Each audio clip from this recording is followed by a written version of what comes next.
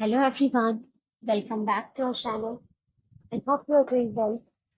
In today's video, we will learn about the Deputy Speaker of Lok Sabha. आज हम लोक सभा के डिप्टी स्पीकर उपाध्यक्ष के बारे में लोकसभा के उपाध्यक्ष के बारे में जानेंगे। लास्ट वीडियो में हमने स्पीकर के बारे में डिस्कस किया था, उनसे रिलेटेड इंपॉर्टेंट इंफॉर्मेशन जानी थी। आज हम जानेंगे डेप्यूटी स्पीकर के बारे में। So let's start. Appointment of the deputy speaker. Deputy speaker Lok Sabha के जो उप अध्यक्ष हैं उनकी नियुक्ति, उनकी अपॉइंटमेंट कैसे की जाती है। द डेप्यूटी स्पीकर ऑफ लोक सभा is elected from amongst the members of Lok Sabha after the election of the speaker has taken place. तो डेप्यूटी स्पीकर की जो नियुक्ति है, उनकी जो अपॉइंटमेंट है, उनका चुनाव लोकसभा के मेंबर्स में से ही किया जाता है। जो लोकसभा के सदस्यों में है उनमें से ही किसी एक को डेप्यूटी स्पीकर बनाया जाता है। After the election of speaker has taken place, speaker के इलेक्शन होने के बाद इलेक्शन होते हैं डेप्यूटी स्पीकर के। ठीक है, स्पीकर को भी लोकसभा मेंबर्स में से किसी एक को बनाया जाता है, डेप्यूटी स्पीकर को भी लोकसभा के मेंबर्स में से चुना जाता है उन्हें, और ये इनके इलेक्शन स्पीकर के इलेक्शन के बाद होते हैं। The date of election of the deputy speaker is fixed by the speaker of Lok Sabha. Very important. जो इनकी डेट ऑफ इलेक्शन है, डेप्यूटी स्पीकर के इलेक्शन किस दिन होंगे, ये कौन फिक्स करेगा, कौन तय करता है? ये स्पीकर, लोकसभा के अध्यक्ष। और स्पीकर के डेट ऑफ इलेक्शन कौन फिक्स करता था? लास्ट वीडियो में हमने डिस्कस किया था, प्रेसिडेंट। स्पीकर का date of election president discuss करते हैं, और डेप्यूटी स्पीकर का डेट ऑफ इलेक्शन फिक्स करते हैं स्पीकर। ठीक है, आगे देखते हैं। ये हम लोकसभा की एक इमेज देख सकते हो, यहाँ स्पीकर बैठे हैं, ये सारे मेंबर्स बैठे हुए हैं।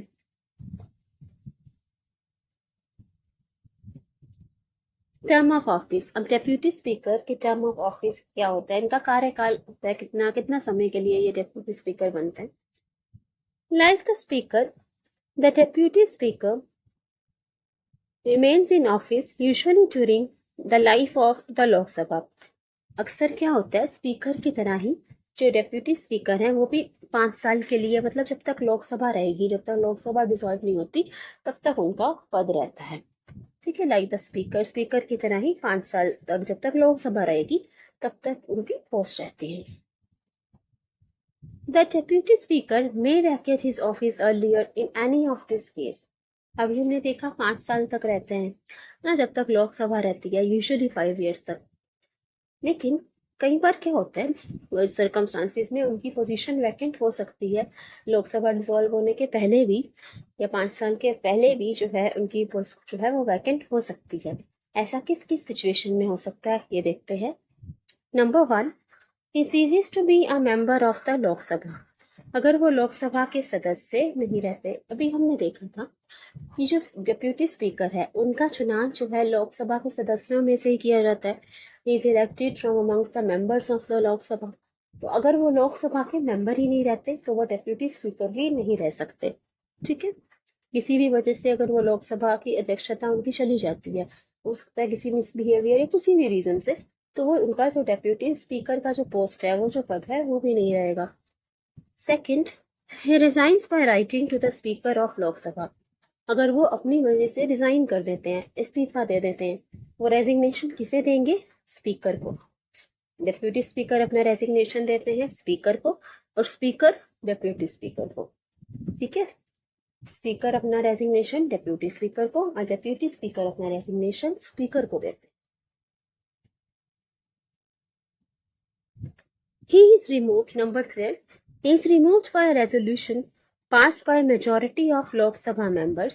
It requires 14-day advance notice to be moved. अगर उन्हें किसी रेजोल्यूशन के थ्रू हटा दिया जाता है, जो कि मेजॉरिटी लोकसभा मेंबर्स ने से पास हो गया ऐसा रेजोल्यूशन, तो उससे भी उनको हटाया जा सकता है, रिमूव किया जा सकता है, लेकिन इसके लिए उन्हें 14 दिन पहले एडवांस नोटिस देना होगा। ठीक है, तो 3 सिचुएशन है जहां उनकी पोस्ट अर्लियर वैकेंट हो सकती है। पहला, अगर वो लोकसभा के मेंबर नहीं रहते, अगर लोकसभा की अध्यक्षता उनकी चली गई, उन्होंने इस्तीफा दे दिया, अपना रेजिग्नेशन दे दिया, किसको? स्पीकर को।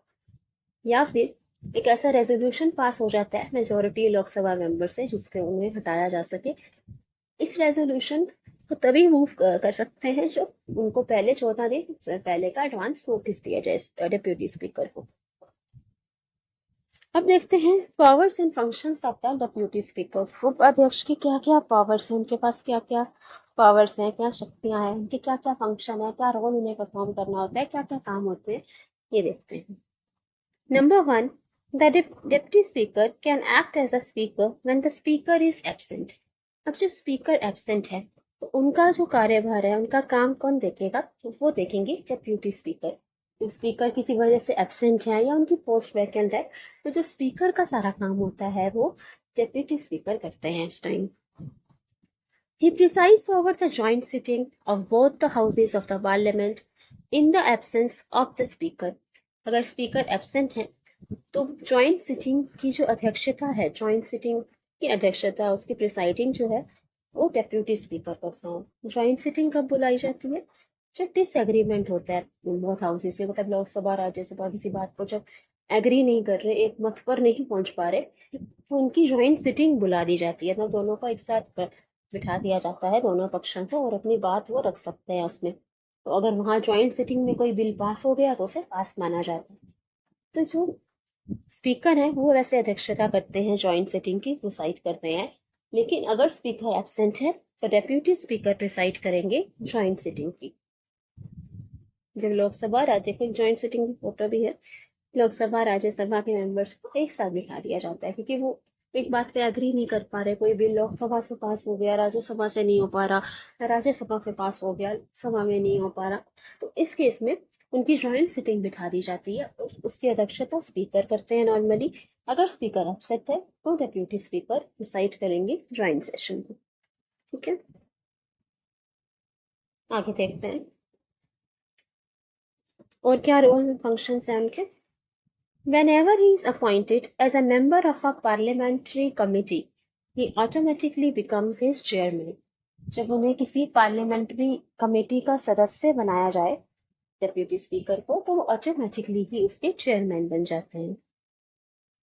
नेक्स्ट देखिए, if the speaker is presiding the house, अगर हाउस जो पार्लियामेंट्री प्रोसीडिंग है उसकी अध्यक्षता अगर स्पीकर कर रहे हैं, स्पीकर मौजूद हैं, the deputy speaker can participate in the proceedings of the parliament and vote as an ordinary member.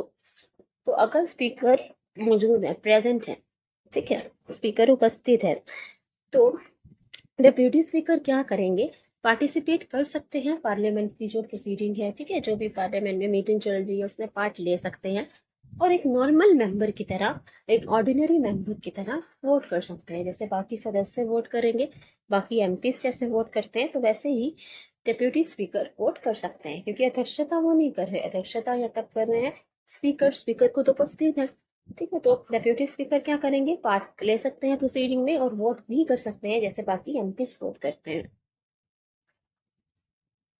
If the deputy speaker presides over the house in absence of the speaker, he can exercise the casting vote, tiebreaker vote to make a decision. Very important. अगर speaker absent है, अभी हमने देखा अगर speaker present है तो parliamentary proceeding में deputy speaker जो है वो पार्ट ले सकते हैं, वोट कर सकते हैं ऑर्डिनरी एमपी की तरह। लेकिन अगर स्पीकर एब्सेंट है, ठीक है, किसी वजह से स्पीकर नहीं आए, so if the deputy speaker presides over the house, तो उसकी अध्यक्षता कौन करेंगे, डिप्यूटी स्पीकर करेंगे, क्योंकि स्पीकर एब्सेंट है। In the absence of speaker he can exercise the casting vote, tie breaker vote to make a decision. ठीक है, कास्टिंग वोट क्या होता है, अगर आप लास्ट वीडियो देखी हो तो पता होगा।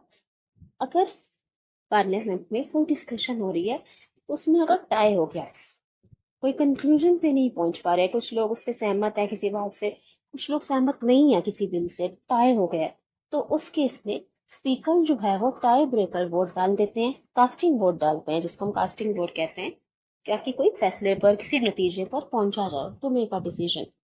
अगर स्पीकर एब्सेंट है तो हाउस की अध्यक्षता कौन करेंगे, डेप्यूटी स्पीकर। उस केस में डिप्यूटी स्पीकर नॉर्मल प्रोसीडिंग में पार्ट नहीं लेंगे, वोट भी नहीं करेंगे, मतलब ऑर्डिनरी एमपी की तरह वोट नहीं करेंगे। लेकिन अगर टाई हो जाता है, अगर किसी डिसीजन पे पार्लियामेंट नहीं पहुंच पा रही, तो स्पीकर की ही तरह डिप्यूटी स्पीकर भी उस टाइम पे tie breaker vote, casting vote डाल सकते हैं।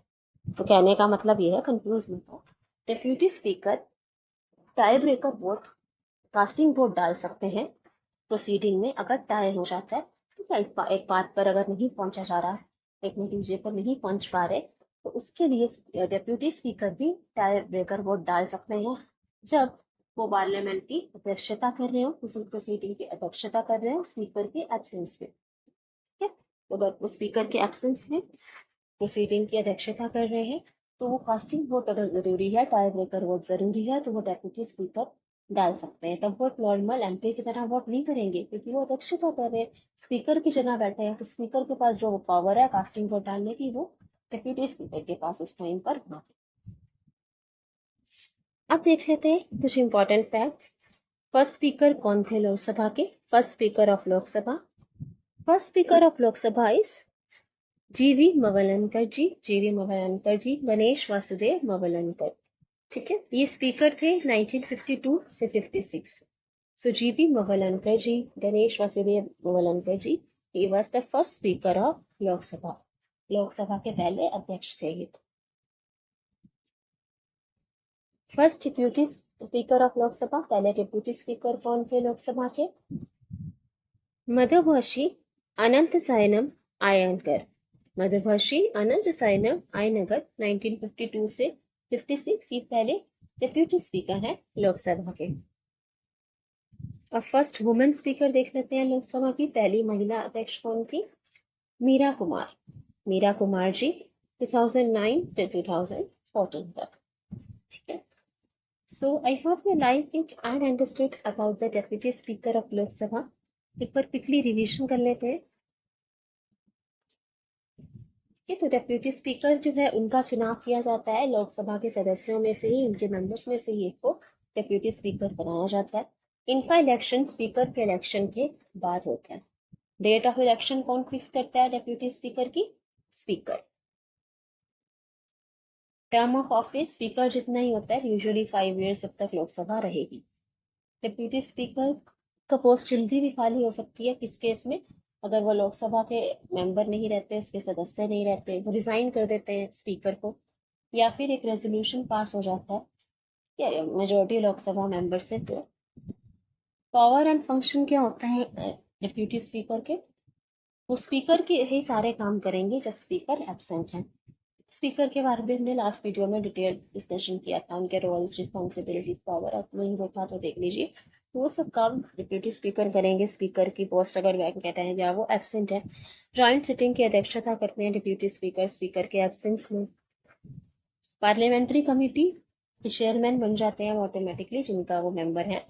अगर स्पीकर प्रिसाइड कर रहा है उसको, पर स्पीकर प्रेजेंट है, अध्यक्षता स्पीकर खुद कर रहे हैं किसी पार्लियामेंट्री सेशन की, तो वहां पे नॉर्मल एक मेंबर ऑफ पार्लियामेंट की तरह डिप्यूटी स्पीकर पार्ट लेंगे प्रोसीडिंग में और वोट भी डाल सकते हैं as normal MP.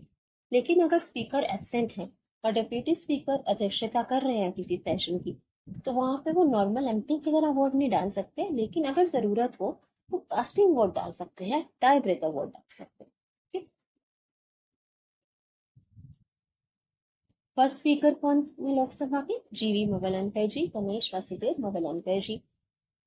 First deputy speaker Lok Sabha के मताभाषी अनंत सायना आयनगर जी 1952 से 56। और फर्स्ट वुमेन स्पीकर लोकसभा की मीरा कुमार जी 2009 से 2014। So I hope you like it and understood about the deputy speaker of Lok Sabha. If you have any queries, please feel free to ask. I welcome your suggestions. Please like, share and subscribe. Thank you everyone. Thanks for watching. Do share the video please. Thank you.